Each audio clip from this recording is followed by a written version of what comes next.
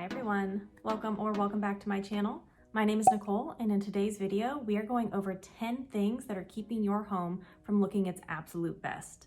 So these are 10 design mistakes that I personally have made myself, so don't worry, I'm not just picking on anybody else here. In fact, anywhere that I have pictures of this from my own home, I will put up here as embarrassing as it is. But I know what it's like to have these mistakes in your home, knowing that looking around, something is wrong, something's off, something just doesn't look quite right.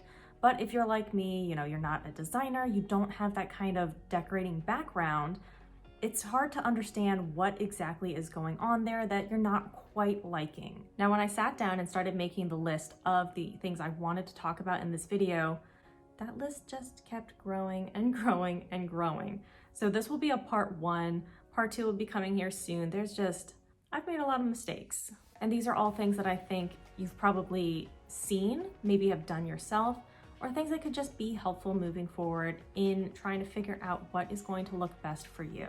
If that sounds good to you, keep on watching. Be sure to like this video. Go ahead, leave me a comment below. Subscribe, don't forget, hit that notification bell so you don't miss out on any future videos. Let's get into it. So some of these are going to be very broad categories.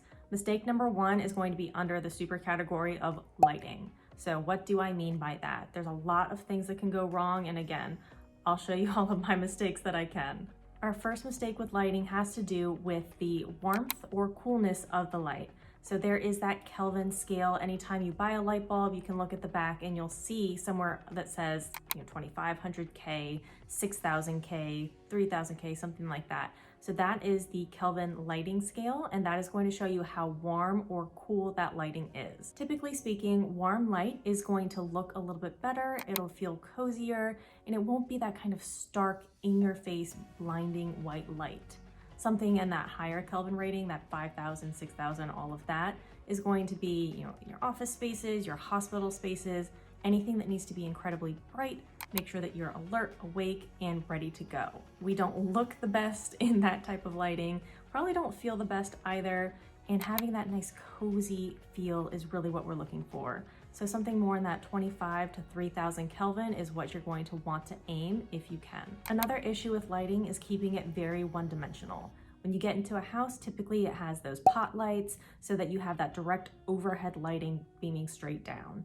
Now what that does is provide some light, but what it doesn't do is provide that kind of three-dimensional coziness that we're looking for. There are 3 types of lighting. We're looking at your ambient lighting, your task lighting, and your accent lighting. Having a mix of all 3 of these types of lighting is going to help your home look its best.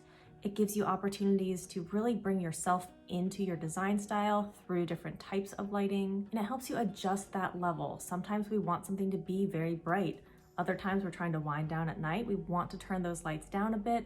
Maybe those harsh overhead lights are a little bit too much and you want to be able to turn on a table lamp, a floor lamp, something like that that will be a little bit less invasive in your face. Or maybe we want to draw attention to a great art piece that we have, something that is going to show a light on something on your wall, something that can help highlight a plant in the corner of your room, or any item that you want to really draw attention to can really help with some accent lighting. Having a mix of all 3 of these is really going to help your home look a lot better. It will make you look a lot better because again, that overhead lighting can be just a little bit too aggressive when that's your only option. And it can help bring in your decor style through a lot of different pieces that some of them can double as decor themselves. So you're checking off a couple of boxes at the same time. Lighting is also just so useful. I know that in this dark place, which I feel like I mention every single video, so my apologies if you're sick of hearing it. It's so dark all the time, and we're working on getting more lamps, more lighting, just to help bring in that kind of liveliness back into our space, which honestly helps with mood, if not anything else. It's already getting darker earlier, so having the ability to turn on lamps and lighting in different areas has really been pretty vital to my mood, if I'm being completely honest. So this is a nice segue into number 2, which is looking at ceiling fans versus light fixtures. Now, I have grown up with ceiling fans in pretty much every room. I live in Northern Virginia. It's sometimes nice, but it's not completely vital. I know that other places, particularly in the South, ceiling fans are the way to go, and I'm not trying to take that away from you at all. But if you don't actually need that, it can be really great to have a pendant light, to have a chandelier, to have another type of light fixture that is not only going to help you provide that light, but it's also going to bring a lot of character, a lot of soul, a lot of feeling into that room that gets you to who you are in the design space. Now, part of this is completely my fault. I have picked some terrible ceiling fans in the past, so that's on me. But I do think that they break up the ceiling a little bit more and make it feel like it's a little bit shorter than it could be than if you did have a light fixture. Now, they both do hang down into the room, but it's just a little bit easier to design around a pendant light or a chandelier than it is across a ceiling fan. Now, if you are dedicated to that ceiling fan and you know it's something you want to do, it might be worth your time to get something that blends in a little bit more than something that's gonna stick out if it's not a true part of your decor. So for example, these are the ceiling fans that we had in our last home, and they say nothing about the room, the space, the overall feel of the home. They just break up the line of the ceiling, make everything feel a little bit shorter. And if I'm being honest, they are just very ugly to me and I'm not sure what I was thinking. So we will not be having ceiling fans moving forward in our new home. Again, if that is something that you are passionate about and you are sure about, decor, design, all of that is so personal. So you've got to do what works best for you. You know yourself better than anybody else. So please don't take anything that I'm saying today as you are incorrect about something. You have to be true to what your style is. So just keep in mind, these are completely my opinions. Number 3 is going to be about artwork. It is very tricky. I know that we have gallery walls that are so in style right now. Personally, I'm a fan of a large art piece, which you would not know looking back at what I've displayed in the past. So with artwork, you really want to look at a couple of things: the sizing, the space, and then also the height where you're going to hang everything. So I'll show you a couple of examples here, again, from my own home. What better place than something that I know very well? So these are too small, they are not at a great height, they don't really do anything for the space. And here's where we get real. They mean nothing to me. I picked them out because I knew that you should have art. And so I went to, I believe these are all from Home Goods, but I just kind of picked things I was like, that's nice enough, I guess. Sure, just throw it up on the wall. Now, there's nothing wrong if you don't have a personal connection to an art piece. That's fine. I'm not saying that you have to, but these weren't even things that were particularly visually interesting or pleasing to me. It was just a placeholder essentially because I wanted something up on the wall. So if you're going for art, look for something that you actually like to look at. I know, surprising, right? But also make sure that the size is appropriate for the space. So we don't want something that is too big and is going to go from, window to window and leave no space in between for the art piece to kind of breathe and stand on its own. But you also don't want something too small. It just throws off the proportions. It looks like you kind of tried and then you kind of stopped. So again, these just don't look as good as they could if I had a different piece of art, a different size, or again, a different height. Typically, you want the midpoint of that art piece to be at about eye level, so somewhere around 60 inches above the ground. Now, if you're hanging them above a couch, above a bed, above something that's a little bit taller, maybe you need to switch that up a little bit and it does need to move higher, in which case you're looking to go about 4 to 6 inches above the back of the couch so that if somebody does lean back, they're not going to hit the back of their head on the artwork. Now, when it comes to sizing, we're looking at, above the bed again, we'll look at this little or sad frame that I had above mine. We want something that's about 2/3 the width of what you're looking at. So whether that's your bed, whether that's a console table, whatever the item is, and about 2/3 of the size of that item is what you're looking at that is the most visually pleasing to the eye. Another issue can just be a lack of artwork altogether. Now, if art's not your thing, I totally get it. Having a bare wall is not the end of the world. But if you have nothing but bare walls, you might want to think about putting something up there. Again, you might not be somebody who really cares that much about art, and that's totally fine, but it just might help the space feel a little bit more put together. So something to consider. All right, so number 4 is going to be curtains. Again, kind of a broad category, but I've made a good amount of mistakes myself here, so we've got some things to discuss. The 3 main points I want to look at here are the height where they're hung, the length of the curtain themselves, and then also the style of curtain. So I have definitely been that person to hang the curtains pretty close to the top of the window, to the top of the sliding door, whatever it is. And that just really makes everything look so much smaller than it could. If you hang it much closer to the ceiling, not completely at the ceiling unless you have some of those kind of hidden tracks, but a couple inches away, especially if you do have like crown molding up there, you don't want to go all the way up to it. Leave a little bit of breathing room, but 4 inches from the ceiling is typically pretty good, and having it a little bit wider than the window as well. I'll put some pictures up here to illustrate that point a little bit more. You can really see how it adds height, it adds a lot of light actually, so when you do pull those curtains back, you get more in through the window than if it were any closer. Now with putting curtains up that high, you do run into the issue of having short curtains, something that you can see here, which is not really a great look. With your curtain length, there's kind of 3 things you want to look for. That first one is going to be to just very lightly brush the floor, which is my personal favorite style there. Second is to have it just start to pool on the floor. And third is kind of that puddle effect where there is quite a bit of material sitting in a nice, neat pool. When your curtains start to go above the line of your floor, it just looks like, again, you tried and it just didn't quite work out, or it looks like they got shrunk somehow. It's not as elongating. We're losing that height that we're trying to achieve by bringing that curtain rod as high up as we can. And again, if you've ever looked at your curtains and thought something seems off, but you're not quite sure, check not only the height of the curtain rod, but also the length of the curtains themselves. Now, curtains can be expensive, I understand. If you are almost there, maybe they're just a little bit too short, you might be able to take the hem out, which could really help, or you might need to buy a little bit longer curtains. Finally, we're looking at the style. So we're looking at anything from blackout to sheer, anything and everything in between.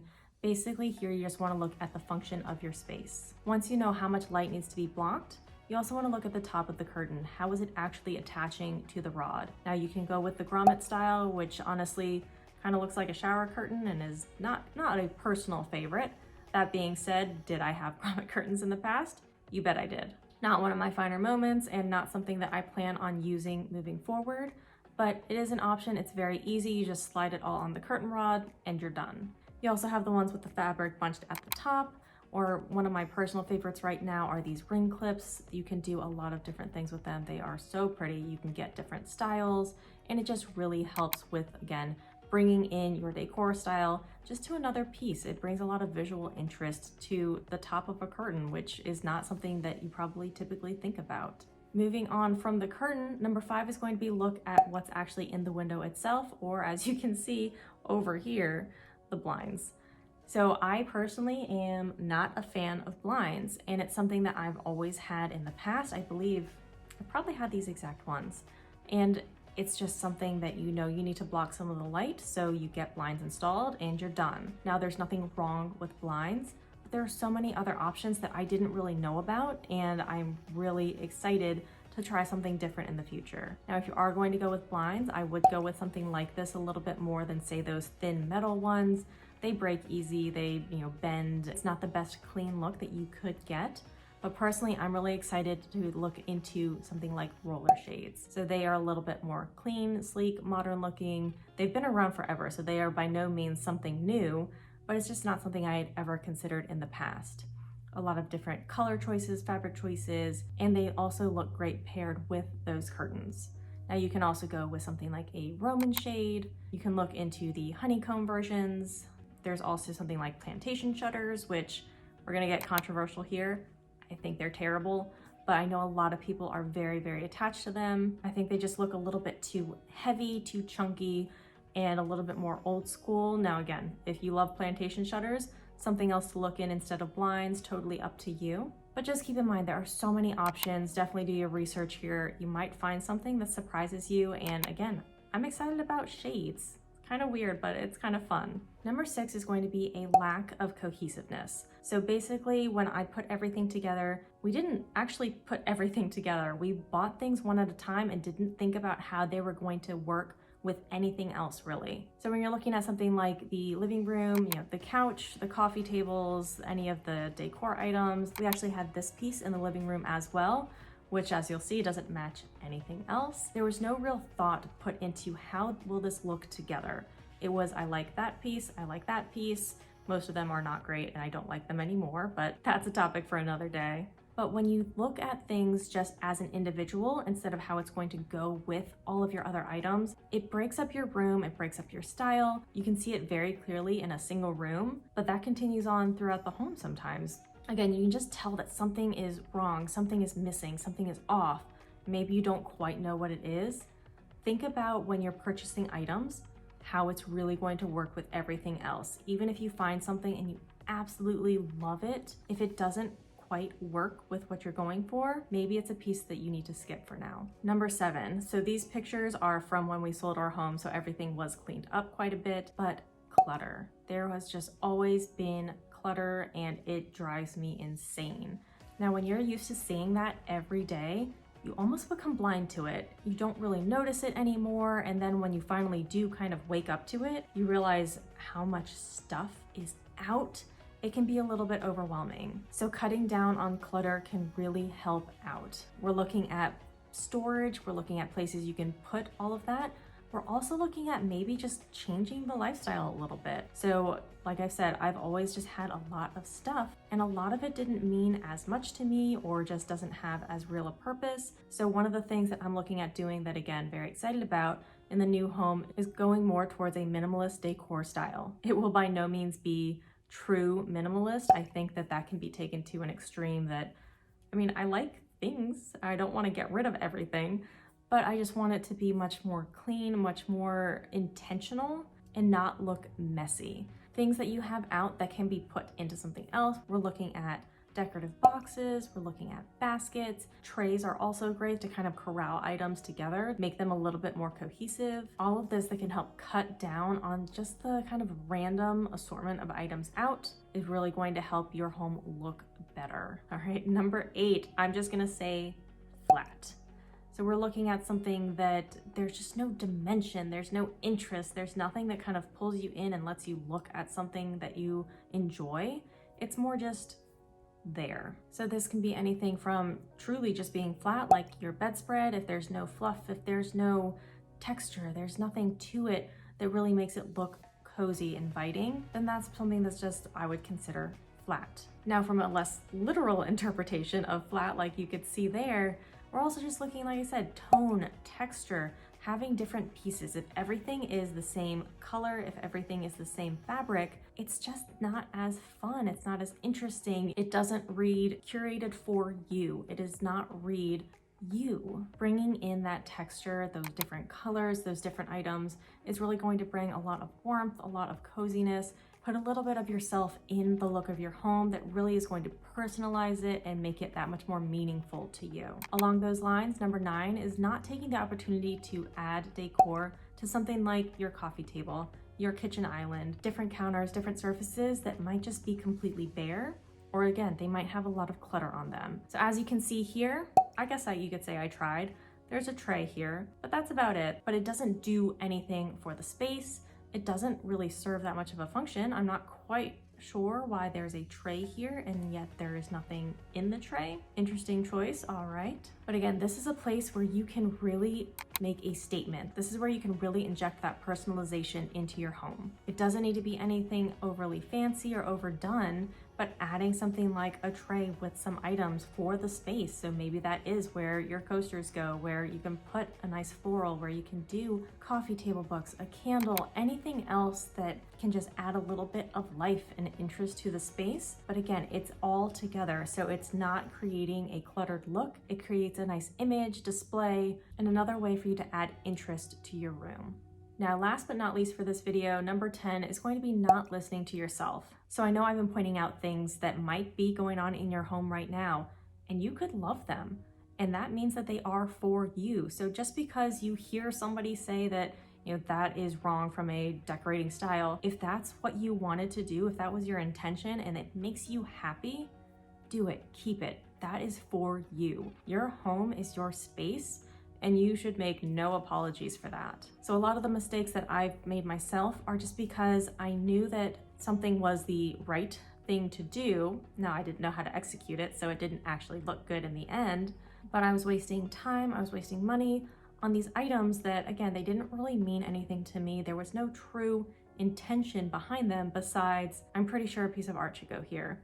I should have curtains, I should have blinds, I need a pop of color, so blue is safe, so let's go with different tones of blue. And none of it actually meant anything to me myself. So it turned into a very disjointed home that was just not personalized and was not anything about who I am, who we are as a family. So it did not end up working out in the end, and I think you can really see how it just kind of broken it looks. So I love that I've learned so much from this, and moving forward I feel like I know a much better direction, if nothing else, to bring this a little bit more back to who I am. But again, if it's something that you love, you have to stay true to yourself, and that's the most important piece here. So that is where we're gonna leave it today. I hope you did find something helpful in here. I know that these are things, again, that I will be changing moving forward myself, and I'll be showing you all here once we do move in, kind of those changes, and we can look back at these pictures and hopefully laugh. But if you did find this helpful, I would love to hear from you in the comments below. Other than that, be sure to like this video, subscribe, hit that notification bell. Can't wait to see you in the next one. Until next time, bye.